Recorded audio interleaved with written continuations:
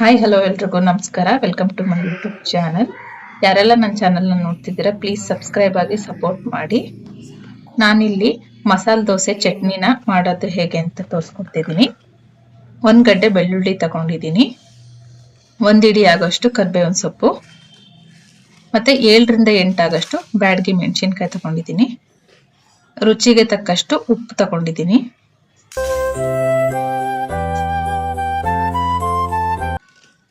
ಮತ್ತೆ 2 ಸ್ಪೂನ್ ಆಗಷ್ಟು ಧನಿಯಾ ತಗೊಂಡಿದ್ದೀನಿ.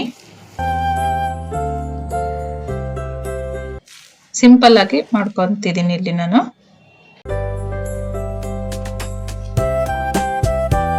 ನೋಡಿ, ಇದನ್ನೆಲ್ಲ ಒಂದು ಮಿಕ್ಸರ್ ಜಾರ್ಗೆ ಹಾಕೊಂಡು ನುಣ್ಣಗೆ ಪೇಸ್ಟ್ ಮಾಡ್ಕೊಂಡ್ರೆ ಚಟ್ನಿ ರೆಡಿ ಆಗ್ಬಿಡುತ್ತೆ.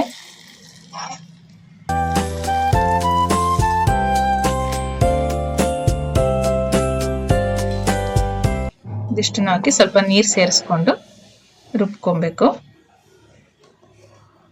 ನೋಡಿ, ಇವಾಗ ಆಗಿದೆ. ಇದು ತುಂಬಾ ತೆಳುಗೂ ರುಬ್ಬಾರ್ದು, ಗಟ್ಟಿಗೂ ರುಬ್ಬಾರ್ದು, ಮೀಡಿಯಂ ಆಗಿ ಈ ತರ ರುಬ್ಕೊಂಡು ಇಟ್ಕೊಂತಿದ್ದೀನಿ.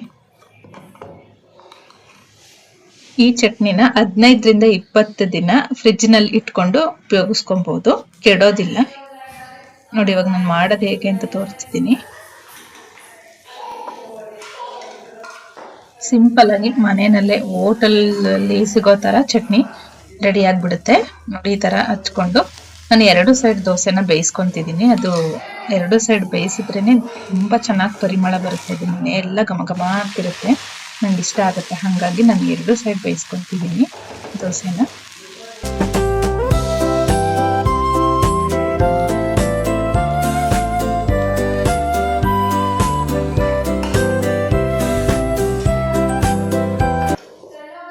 ಈ ತರ ಬೇಯಿಸ್ಕೊಂಡ್ರೆ ಮಸಾಲೆ ದೋಸೆ ರೆಡಿ.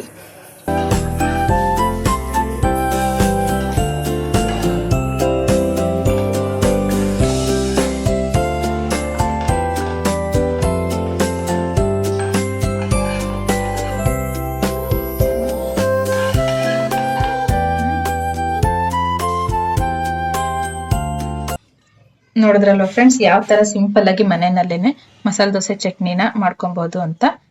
ಈ ತರ ಈಸಿ ರೆಸಿಪೀಸ್ಗೋಸ್ಕರ ನನ್ನ ಚಾನೆಲ್ನ ಸಬ್ಸ್ಕ್ರೈಬ್ ಆಗಿ ಪ್ಲೀಸ್ ಸಪೋರ್ಟ್ ಮಾಡಿ. Thank you all.